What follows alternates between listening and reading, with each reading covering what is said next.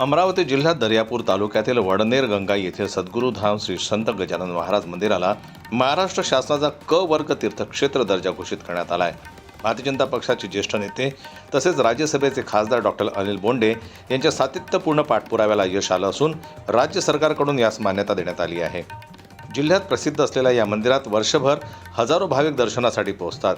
संत गजानन महाराज प्रगट दिन, ऋषीपंचमी महोत्सव आणि विविध धार्मिक कार्यक्रम मोठ्या प्रमाणात इथं साजरे केले जातात.